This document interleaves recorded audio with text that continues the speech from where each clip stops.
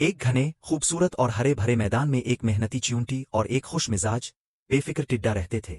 च्यूंटी हर रोज सुबह सवेरे उठकर दाने, बीज और छोटे टुकड़े जमा करती और उन सबको अपने घर में महफूज कर लेती। वो जानती थी कि सर्दियां आने वाली हैं और तब सब कुछ सूख जाएगा।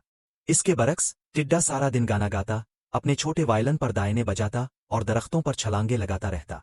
च्यूंटी हर रोज इसे कहती, दोस्त तुम भी खुराक जमा करो वरना सर्दियों में भूखे रह जाओगे। मगर टिड्डा हंसता और जवाब देता, जिंदगी खेलने और गाने के लिए है, फिक्र क्यों करनी। चलते चलते मौसम बदलने लगा। हुआ ठंडी हो गई, दरख्तों के पत्ते पीले और सुनहरी होने लगे और दिन छोटे होने लगे। च्यूंटी ने अपनी मेहनत तेज कर दी। वो हर लम्हा दाने लेकर अपनी बिल में ले जाती। दूसरी तरफ टिड्डा अब भी मस्ती में मस्त रहता। न इसे सर्दी की फिक्र थी न खुराक की। आखिरकार एक रात तेज आंधी और बारिश का तूफान आया। आसमान पर काले बादल छा गए, दरख्त झूमने लगे और सर्दी ने हर चीज को जमा दिया। च्यूंटी अपने गर्म और महफूज घर में बैठकर आराम से जमा की हुई खुराक खा रही थी। लेकिन बाहर बेचारा टिड्डा एक गीले पत्ते के नीचे बैठा कांप रहा था। इसका पेट खाली था, इसके हाथ में वायलन भी टूट चुका था और इसकी आंखों में उदासी थी। सुबह होते ही टिड्डा कमजोर कदमों से च्यूंटी के दरवाजे पर आया और हल्की सी दस्तक दी। ए प्यारी च्यूंटी, मैं भूखा और सर्दी से मर रहा हूँ, क्या तुम मुझे अपने घर में जगह दोगी। च्यूंटी ने इसे देखा और इसके चेहरे पर दुख और पछतावा देखकर नरम दिल हो गई।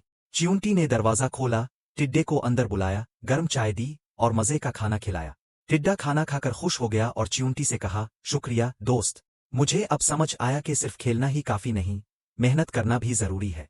अगले साल मैं तुम्हारे साथ मिलकर खुराक जमा करूंगा, वादा करता हूँ। च्यूंटी ने मुस्करा कर कहा, दोस्त जिंदगी में मेहनत और मजे का तवाजुन रखना चाहिए ताकि मुश्किल वक्त में भी खुश रह सको।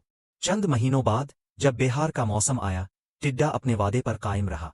अब वो च्यूंटी के साथ मिलकर दाने इकट्ठे करता, दिन भर मेहनत के बाद शाम को गाना भी गाता और नाचता भी। पूरे मैदान में उन दोनों की दोस्ती की कहानियां मशहूर हो गईं। परिंदे, तितलियां और दीगर कीड़े भी उनके साथ मिलकर खुशियां मनाते।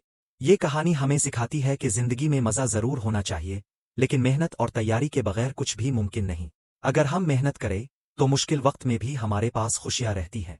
इसी तरह च्यूंटी और टिड्डा दोनों ने मिलकर मेहनत, दोस्ती और खुशियों से भरी जिंदगी गुजारी और हमेशा हंसते मुस्कुराते रहे।